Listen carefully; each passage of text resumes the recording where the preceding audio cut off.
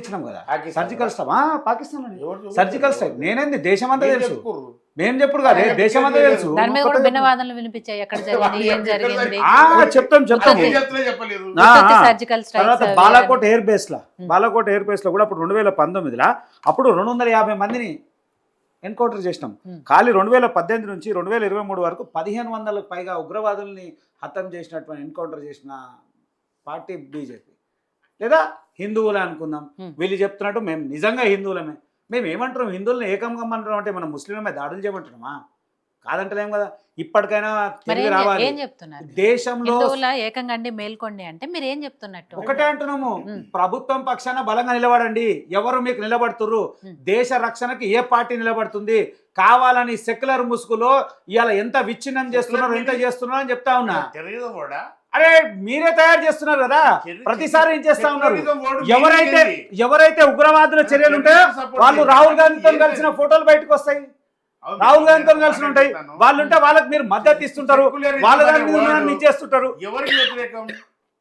Secularism vote అనేది నిషేధిత ఓడా? దాని ముసుగులో మీరు ఏం చేస్తున్నారో చెప్తా ఉన్నాం కదా. దాని ముసుగులో మీరు చేస్తున్నారు కదా. ఇంకో మతం గౌరవించుకోవాలి, ఇంకో వ్యక్తి గౌరవించుకోవాలి. That is secularism. అంతే గాని శత్రుత్వం అసలు లేని పదాన్ని పెట్టిందే మీరు. అసలు సెక్యులర్ అనే పదమే లేకుండే మీరు చెప్తున్నారు. ఆ సెక్యులర్ అనే పదమే లేకుండా మీ ఇందిరాగాంధీ తీసుకొచ్చి దాన్ని ఇరికించి పెట్టింది. ఇలా దాన్ని తీర్చుకోలేక చాసుకోలేక చేస్తా ఉన్నాము. అందుకోసమే చట్టాలన్నీ మార్పు చేస్తున్నాము, ఇంకా బలంగా మార్పు చేస్తాము. ఎన్ని జరిగినాయి ఇంకెన్నో మార్పు చేస్తాము. ఒకటి శాంతి భద్రతకి కట్టుబడి ఉండాల్సినటువంటి అవసరం ఖచ్చితంగా ఉంది. ఈ భారతదేశంలో ఉన్నవా దేశ రక్షణ దేశంలో ఏదైతుందో ఆ చట్టం చేసినటువంటి చట్టానికి లోబడి ఉండాల్సినటువంటి అవసరం ఉంది. మొన్నటికి మొన్న చట్టం చేస్తే ఎవరు పోతున్నారు? మీరే కదా. ఎవరు మాట్లాడిండు? మీ పార్టీ ఏమంటుంది? మీరు పార్టీ ఏమంటుంది? మా నిజంగా కూడా చెప్పాలనుకుంటే ఏ ముస్లింలు రోడ్డు మీదకి వచ్చి చెప్పిండు అది తప్పని మీరు కదా. వక్ఫ్ బోర్డు చట్టం మీద మీరు ఎందుకు అంత వ్యతిరేకమైన? మీరు ఎవరిని చేస్తా ఉన్నారు?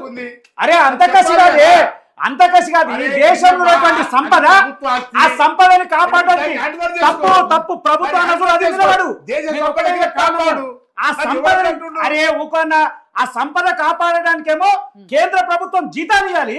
ఆ సంపదకు కేంద్ర ప్రభుత్వానికి సంబంధం లేదు. ఇదెక్కడ న్యాయంలో బాబు? న్యాయమే కాదు కదా. అన్ని తప్పుడు ఆరోపణలు, ప్రజల్ని మభ్యపెట్టి ప్రజల్ని మోసం చేసి వాళ్ళకి అనవసరమైనటువంటి విషయాలు చెప్పి తప్పుదోవ పట్టిస్తూ ఉంటారు ప్రతిసారి. మేము నిజం మాట్లాడినాం, నిజం చెప్పినాం. అందుకే వక్ఫ్ బోర్డు చట్టం మీద పూర్తి స్థాయిలో ఎంతో మంది మైనార్టీలు సంపూర్ణమైనటువంటి మద్దతు ఇచ్చారు. వీళ్ళే తప్పుడు ఆరోపణలు చేస్తున్నారు ప్రతిసారి. ఇప్పుడు అదే జరిగింది. ఖచ్చితంగా వీరు అనుకున్న దానికన్నా ధీటైన ఆన్సర్ ఖచ్చితంగా ఇస్తాం. కేంద్ర ప్రభుత్వం వదిలే ప్రసక్తే లేదు. సతీష్ గారు ఇందాక మాట అన్నారు, మీరు ఎప్పుడైతే 370 ఆర్టికల్ రద్దు చేశారో అప్పటి నుంచే ఇదంతా కూడా నివురు గప్పిన నిప్పులా ఉంది. అది ఇప్పుడు బయటపడుతుంది. స్వేచ్ఛగా అక్కడ తిరుగుతున్నారు. అది ఎప్పుడు మాట్లాడరా?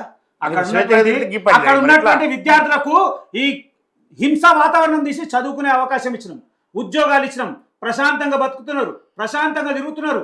ఎన్ని సంవత్సరాలు అయింది? మీరు అది కూడా గమనించాలి కదా. అదే ఒక నివురు గప్పిన నిప్పులా ఉంది. ఇప్పుడే ఈ రూపంలో బయటకు వస్తుంది అనేది. ఇక ఎట్లా చెప్పాలి? మొన్న ఎక్కడ వాడు ఎవరైతే పాకిస్తాన్ ఆర్మ్ ఫోర్స్ చీఫ్ ఎవరైతే ఉన్నారో ఆయన రీసెంట్ కమెంట్ చేసిండు, మాకు జమ్మూ కాశ్మీర్ ఎప్పుడైనా అది మా ప్రాంతమే, మేము అది లేకుండా మేము ఎప్పుడు కూడా వదలము అని రీసెంట్గా జస్ట్ ఇట్స్ 10 days బ్యాక్ 10 రోజుల కింద. అటువంటి కోణంలో పాకిస్తాన్ ప్రేరేపితంగా ఆ ఉగ్రవాద సంస్థను నెలకొల్పింది, వాళ్ళకు సరైనటువంటి సహకారం అందిస్తుంది. నెక్స్ట్ అంటే ఒక దేశంలో ఉన్నప్పుడు ఇప్పుడు మన దేశం నుండి ముంబై దాడులు చేసినటువంటి దావూద్ ఇబ్రాహిం వేరే పక్క దేశం ఎట్లయితే పోయిండో అటువంటి కొన్ని ఉగ్రవాద సంస్థలు కూడా ఎగ్జిస్టెన్స్ ఉండడం కోసం ప్రభుత్వం చేసేటువంటి ఆ దేశం చేసేటువంటి ఆ దేశ వ్యవస్థ చేస్తున్నటువంటి కార్యకలాపాలకు అనుకూలంగా కొంత పని చేస్తే వాళ్ళకి ఎగ్జిస్టెన్స్ ఉంటుందనే ఆలోచన కూడా ఉంటుంది. దాన్ని ఆధారంగా తీసుకొని ఇవాళ ఆర్ఎఫ్టి అనే ఆర్గనైజేషన్ 2019లో రివోక్ ఆఫ్ 370 చట్టాలు అవి ఏం తప్పు లేవు. దాన్ని సక్రమంగా అమలు చేసుకోకుండా ఉన్న నాయకులదే తప్పు. నెంబర్ 1 న్యాయ వ్యవస్థ. మీరు చెప్తున్న సెక్యులర్ పదం లేకుండే ఆ సెక్యులర్ పదాన్ని ఎవరు జోడించారు? ఎవరు సవరించారు? ఏంది భయ్?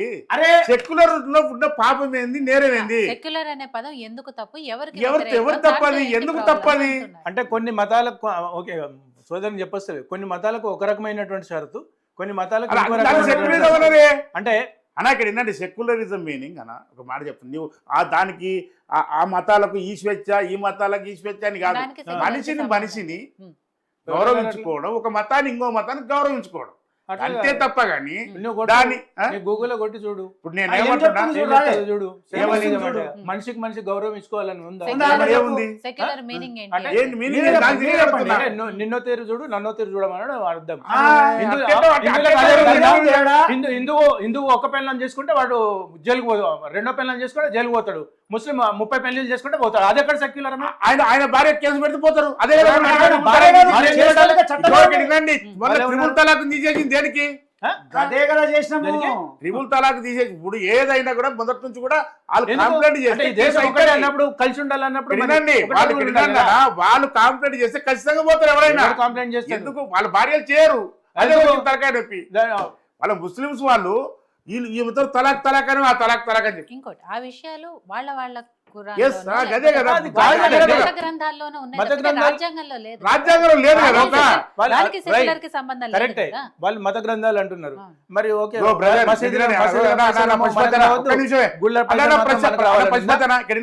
మరి ఎందుకు రాసింది? మేడం రాజ్యాంగంలో ఒక్కటి గుర్తుపెట్టుకోండి మేడం, ఈ దేశంలో ఒక పొరపాటు ఉన్నది. హిందూ దేవాలయాలకు సంబంధించుకున్న దాంట్లో అన్ని ట్యాక్సులు కడుతుంది. మసీదులకు వీటికి ఉన్న దానిలను వీళ్ళు ప్రభుత్వం అడగదు, వీళ్ళకి ఇస్తుంటది. ఇది జరుగుతున్న సంఘటన. దాన్ని ఆపుతాం, దాన్ని సెక్యులర్ ఎందుకు తీసుకుంటాం? ఇన్ని రోజులు అరే ఎవరైనా దాన్ని చట్టండి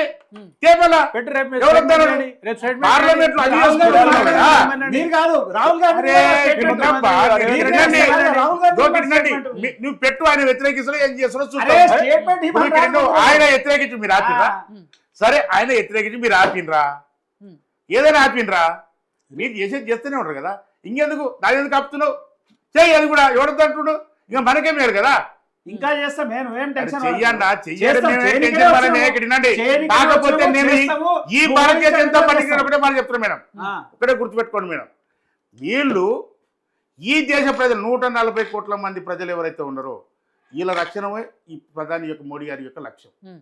ఈ దేశం మీద దాడి చేసినప్పుడు పాకిస్తాన్ కానీ చైనా కానీ ఎవడైనా కానీ వారి మీద యుద్ధం ప్రకటించు, వారి మీద యుద్ధం ప్రకటించు. కానీ ఈ దేశ ప్రజలు, ఈ దేశంలో ఉన్న వాళ్ళ మీద కాదు నీ యుద్ధం. ఈ దేశం ఏమనాలి? ఈ దేశం నుండి, ఈ దేశం భూమి మీద ఉండి ఇక్కడనే ఉండి ఈ దేశం మీద విషయం కక్కుతున్నావు ఏమనాలి? మళ్ళా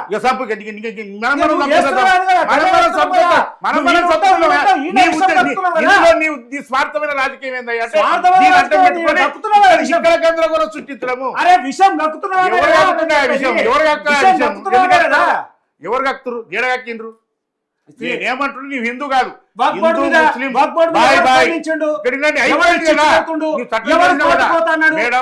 ప్రేరేపించిండు, ఏ పార్టీ ప్రేరేపించింది?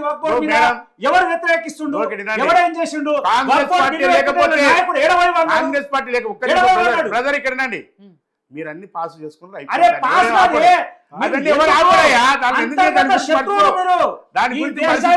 విచ్ఛిన్నం చేసే శత్రుత్వం ముఖ్యంగా మేడం, కాంగ్రెస్ పార్టీ లేకపోతే ఒకరిని గౌరవించుకోవాలనే పదమే లేకపోతే ఇప్పటికే సైలెంట్ ఉంటే ఈ దేశం ఇప్పటికే సర్వనాశనం అయిపోతుంది. వీళ్ళు చేసే అవును రోడ్ కపడా మకాన్ అన్నారు.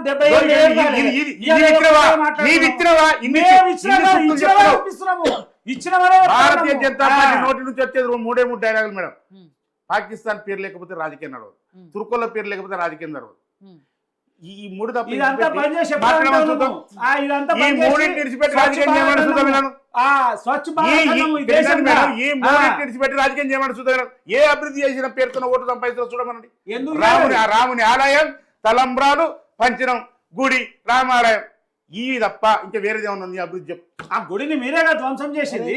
ఆ గుడి మీద ఇంకో ఇచ్చేసిన రాజకీయాలు మీరే చేసారు కదా.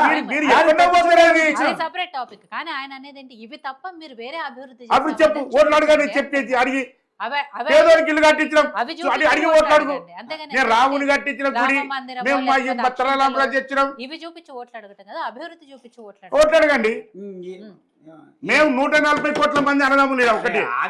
అది ముస్లిం అనగాని, హిందూ అనగాని, క్రిస్టియన్ అనగాని ఎవరన్నా నువ్వు చెప్పింది ఆగు, నేను చెప్తా. అభివృద్ధి చూడకుండా ఇంతమంది ఓటేస్తారా? అరే రాముడే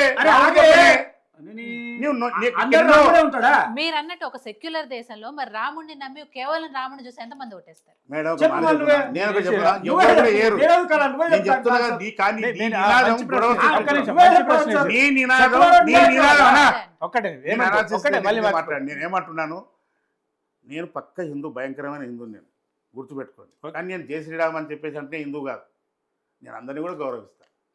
అట్ సేమ్ టైం ఇక్కడ ఉన్న 140 కోట్ల మంది ప్రజలు హిందుత్వం అంటే రక్షణ. ఒక రాముడో, ఒక హనుమంతుడో, ఒక అర్థమైందా జయశ్రీరామ్ మేడం? కాదు. అయితే హిందూ ఇక్కడ ఈ సంఘటన, అనుభవం ఈ కాశ్మీర్ సంఘటన ఒకటి, కాశ్మీర్ సతీష్, ఒకటే ఇక్కడ ఉన్న చెప్పండి. వాళ్ళందరం కూడా హిందువులమే. మేము కూడా పొద్దున్న లేస్తే ఏం జై శ్రీరామ్ జై శ్రీరామ్ అనము. మేడం. బీజేపీ నాయకులు వాళ్ళ పేటెంట్ లాగా వాళ్ళు తీసుకున్నారేమో అది మాకు తెలియదు కానీ మేము కూడా పశుపతి పొద్దున్న గారు లేస్తే చెప్పారు మేడం, కదా, మేడం, సందర్భం ఒక్క జై నిమిషం మేడం, శ్రీరామ్ ఒక్క నిమిషం ఎవరు బ్రదర్. అనము. ఇప్పుడు కానీ జమ్మూ మా మతం జోలికి వస్తే మాత్రం ఇలా మతం పేరుతో విధ్వంసం సృష్టిస్తే మాత్రం ఎవరు? మేడం మతం అది పేరుతో మీరైనా, విశ్వాసం నేనైనా, సృష్టిస్తే ఇంకెవరైనా. ఎవరు కూడా క్షమించారు మేడం. అదే మేము అంటున్నా. క్షమిస్తామా? ఉమ్. ఇప్పుడు నేను ఏమంటున్నా మేడం, జమ్మూ కాశ్మీర్ ఇష్యూ ఉంది, ఉమ్. అది నిజంగా చెప్తున్నాను. మనకు దానికి స్వేచ్ఛ ప్రకటించడం, మన దాంట్లో కలుపుకోవాలి. క్లియర్ స్టేట్మెంట్ దీని మీద రాహుల్ గాంధీ నియమనండి. అరే ఇక్కడ దాని స్వేచ్ఛను తీసుకొచ్చి క్లియర్ స్టేట్మెంట్ ఏంది దాన్ని ఏమైనా వ్యతిరేకిస్తురా? వ్యతిరేకించడం కాదు. అరే మతం అనేది హింస చేస్తుంటే నువ్వు క్లియర్ స్టేట్మెంట్ మీరు రాజకీయం చేయడం కోసం వాడుకుంటారా డైలాగ్. నేను ఏమంటున్నాను మేడం, వినండి. మేము ఒకటి, ఇదే ఒక్క ఇదే నిమిషం, ఒక్క నిమిషం ప్రేమ్ మేడం. గారు, సతీష్ గారు అడిగేది ఒక్కటే ఏంటంటే క్లియర్ గా సరే ఈ విషయం అందరం ఖండిస్తున్న విషయమే. ఏదైతే మతం పేరు అడిగి మరీ చంపారో అది కూడా మంచి పని కాదు. కానీ ఏం చేద్దాం, ఈ మతానికి సంబంధించి మీరు ఏ మతం గురించి మాట్లాడుతున్నారు, ఏ దేశ మతస్థుల గురించి మాట్లాడుతున్నారు, ఎవరి మీద దాడి చేయమంటున్నారు, ఎవరి మీద మీరు రివెంజ్ ఇప్పుడు అంతే మేడం. ఇప్పుడు కాశ్మీర్ ఉంది మేడం, కాశ్మీర్ అది కల్లోలిత ప్రాంతం మేడం, అది మేడం, లోయల ప్రాంతం. ఒక నిమిషం మేడం, లోయల ప్రాంతం ఇది ఇప్పుడు కొత్తగా వచ్చింది కదా, ఎప్పటి నుంచో ఉంది ఆ పరిస్థితులు. అక్కడ ఎంత సెక్యూరిటీ పెట్టాలి మేడం అక్కడ? ఇప్పుడు ఈ దేశ ప్రజలను నమ్ముకొని మన నిర్ణయం జమ్మూ కాశ్మీర్ చూసేద్దామని అన్ని రాష్ట్రాల వాళ్ళు పోతారు, చూసి వస్తారు అందరు. స్వేచ్ఛను కల్పించారు మేడం పోనీకే. కానీ ఎంతంత లీజు ఎందుకున్నారు మేడం? కాశ్మీర్ అందాలు చూడడానికి పోతున్నారు మేడం. ఇది ఎంత లోయకి వెళ్ళినారు కిందికి, అక్కడ ఉండాలన్నా ఉండద్దా మేడం? ఎందుకంటే ఎందుకు ఈ లీజినెస్ అంటున్నా చెప్తా దాన్ని కూడా చెప్తా. అంటే అక్కడ టెర్రరిస్టులు ఉంటారనే సంగతి తెలుసు కదా. పల్లెటూరులో కాకండి, ఛత్తీస్గఢ్ ఒకటి ఛత్తీస్గఢ్ లో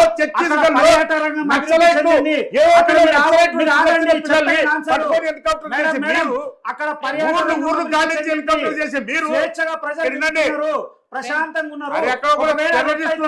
దిల్సుఖ్నగర్ బాంబ్ బ్లాస్ట్ జరిగిందంటే మన ఉగ్రవాదులు అడ్డా అదేమన్నా దిల్సుఖ్నగర్ జరగలేదా? ప్రేమ్ గారు, దిల్సుఖ్ నగర్ వేరు, కాశ్మీర్ అంశం వేరు. మేడం ఇక్కడ ఛత్తీస్గఢ్ జనాలు ఎంత స్వేచ్ఛగా తిరుగుతున్నా ఆయన అన్నట్టు అది ఒక కల్లోలిత ప్రాంతం, ఎప్పుడు ఏం జరుగుతుందో తెలియదు కదా. ఒక భయానక వాతావరణం అయితే అక్కడ ఉంటూ ఉంటుంది. మేబీ మీరు అన్నట్టు సరే 370 ఆర్టికల్ వల్ల ఇంకొంతగా స్వేచ్ఛగా తిరుగుతున్నారేమో కానీ బట్ భయంతోనే ఉంది ఆ పరిస్థితి.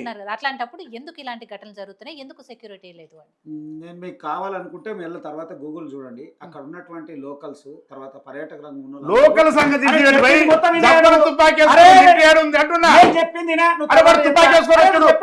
వ్యతిరేకిస్తాడు. ఇప్పుడు నాకు ఆన్సర్ కావాలా? మేడం ఇక్కడ మీరు చేస్తున్నారు లొల్లి, చెప్పు. ఇదే మన రాష్ట్రం, మన దేశంలోనే ఛత్తీస్గఢ్ ఒరిస్సా బార్డర్ ఏదైతే ఉన్నదో, మీరు చెంచు పెంటలు గల్లి శోధించి భూవ పెట్టినోన్ని దోవ చూపినోన్ని పట్టుకుపోయి ఎన్కౌంటర్ చేస్తుంటే ఈ దేశ ప్రజల్ని అక్కడ ఎందుకు చేస్తలేరు? ఏం చేశారు మీరు? ఈ దేశ ప్రజలే ఆకలి కోసం తుపాకి పట్టారా? ఆకలి కోసం నక్సలైట్లు చంపడే తప్పు, నక్సలైట్లు చంపడే తప్పు మీరు. ఎందుకంటే వాళ్ళు ఈ దేశ ప్రభులు, వాళ్ళు ఏమడుతున్నారు? ఆకలి అన్న పడుతున్నారా? ఈ అంశం అది కాదు కదా. దేశంలో పుట్టిన వాళ్ళని మన దగ్గర ఉన్న కఠినంగా చేసినప్పుడు ఇన్స్టెంట్ గా మీరు కూడా చేస్తున్నాం కదా. అరే ఏం చేస్తున్నారు? జమ్మూ కాశ్మీర్ లో బార్డర్ నిలబెట్టాలి. అరే నువ్వు దానికి స్వేచ్ఛ ఇచ్చినావా? నువ్వు ఎందుకు కాపాడవా? ప్రజలు ఇప్పుడు భయపడుతున్నారు, ఎవరు ఓడిపోయారు అక్కడ. ఆగ ఒక్క నిమిషం, నేను చెప్తుండు కదా, ఒకవేళ మేము కాపాడకపోతే అక్కడ పర్యాటక రంగం ఎట్లా అభివృద్ధి? ఇప్పుడు ఆగుతుంది, పర్యాటకులు ఎట్లా పోతారు? సతీష్ గారు ఒకసారి కాంగ్రెస్ నాయకులుగా పక్కన పెడదాము. మీరు హిందువే అని చెప్తున్నారు కదా, మీ మనసు మీరు చేసుకొని చెప్పండి. కాంగ్రెస్ ప్రభుత్వం అధికారంలో ఉన్నప్పుడు ఇప్పుడు కాశ్మీర్ లో పరిస్థితులు ఒక మాట చెప్తున్నాం మేడం. ఆ రోజేమో డైరెక్ట్ గా పర్యాటకులు పోయేవాళ్ళు వచ్చేవాళ్ళు. ఇప్పుడు అక్కడ ఉన్నారు, స్థిరంగా ఉంటారు, తిరుగుతురు, చేస్తారు, స్వేచ్ఛమైన జీవితం గడుపుతారు. వీరు అప్రిసియేటెడ్ ఇండియన్ గా, ఈ దేశ పౌరుడిగా చాలా సంతోషం. కానీ అది ప్రమాదపూరితంగా ఉంది.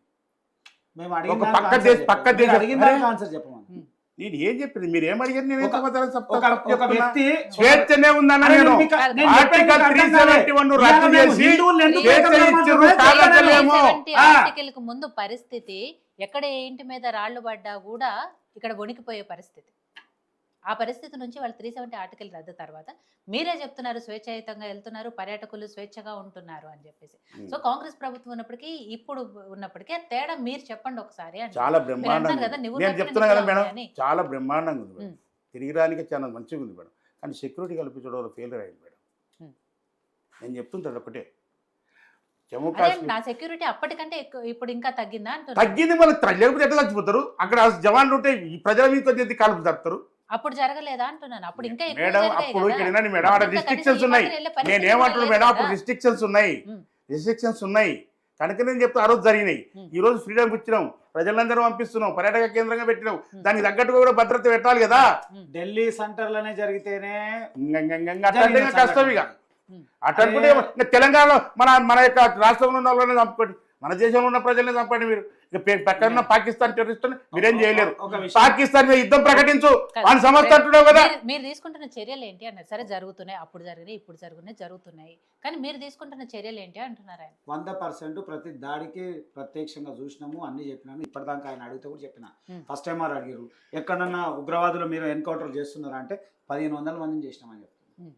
ఆయన ఆన్సర్ ఇచ్చిన దాంతోపాటు నేను ప్రతిసారి హిందువులు ఏకం కావాలి అని అంటున్నా అంటే కారణం ఇది ఇక్కడ ఉగ్రవాదులు ఎవరు ఏ మతం కదే ఈయనకు చెప్తున్నా ఏ మతం అన్న ఉగ్రవాదులు? మీరు ఏ మతం మళ్ళీ అన్నారు? ఆయన ఏమడుగుతున్నారు, ఏ దేశం అని అడుగుతున్నారు. నేను మీరు మతం గురించి మాట్లాడుతున్నారు, ఆయన దేశం గురించి ఇక్కడ మాట్లాడుతున్నారు. రెండు మన రెండు దేశంలో మతానికి సంబంధించిన వాళ్ళు కాదు కదా చేసేది. రెండు గమనించాలి ఇక్కడ ఉమ్. ఇక్కడ మనం చాలా గమనించాల్సినటువంటి విషయం ఏంటి అంటే మనం ఇప్పుడు కాదు దాయేది దేశాలు ఎప్పటి నుంచి కూడా పాకిస్తాన్ ప్రతిసారి ప్రేరేపిత మన కశ్మీర్ మీద ప్రేరేపిస్తుంది అందులో ఒక మతానికి సంబంధించిన వ్యక్తులనే ప్రేరేపిస్తుంది ఉమ్. ఇలా ఆ మతం వాళ్ళందరూ కూడా ఏకమయ్యి మనల్ని అడిగి మరీ చంపుతున్నారు గది చెప్పమంటున్నా ఉమ్. అది చెప్పన్న దాని ఆన్సర్ చెప్పు చంపిపడేవాడిని ఎన్కౌంటర్ చేయంటున్నా వాళ్ళు అదే కదా ఎవరు- చెప్తున్నారు. మరి మేము అదే అంటున్నాం నీ కదా. భద్రత దళం ఏం అందుకోసమే చేస్తుంది? హిందువులు ఏకమయ్యి నీ అంటున్నా. భద్రత దళం ఏం చేస్తుంది నువ్వు ప్రతిసారి నీ వీరవులతో తెచ్చగొట్టుకున్నావా? మొన్న మాకు ఆడ నాలుగు ఎవరు వందలకి అనుకున్నావా? 400 వచ్చుంటే ఆ సంగతి ఏదో చూస్తుంటిమి అంటే ఇప్పుడు ఖచ్చితంగా మేడం, ఈ నువ్వు దేశంలో ఉన్న వద్దన్నా ముస్లింస్ ఉన్నా, మేడం, మేము ఈ దేశం నేను- కోసం ఈ ధర్మం కోసం నేను ఈ హిందువుల భారతీయ కోసం జనతా పార్టీ ఖచ్చితంగా నేను చేస్తాం. ఒకటే మాట్లాడుతున్నా మేడం ఆ. ఈడ ఉండే ముస్లింస్ ఏయ్ మీరు ఆడ ఎందుకు చంపారు వాళ్ళని తుర్కోళ్ళని ఎందుకు తిరుగుతారు మీరు ఎవడన్నా అన్నాడు ఆడ చెప్పి మిమ్మల్ని ఎవడన్నా నిలదీసినా చెప్పండి ఉమ్. నిలదీసిన ఎన్కౌంటర్ చేయండి లేలే ఇప్పుడు ఒక పాకిస్తాన్ ఎవరు సపోర్ట్ ఎవరు చేసి కాల్చి పడేవా బాబు నీవు రాజకీయ లబ్ధి కోసం పంచాయతీ పెట్టి చూస్తున్నావు కానీ అట్లా ఆడు ఎవడు వాడు ఆడు తుర్కోడు వాడు కాల్చిండు అని చెప్పి ఆన్సర్ చెప్తున్నాడు ఈ చేస్తున్నాడు వాడు ప్రేమ్ కు అదే ఆన్సర్ ఇవ్వడం రావట్లేదు. యాక్చువల్ గా ఎందుకు ప్రేమ్ నీకు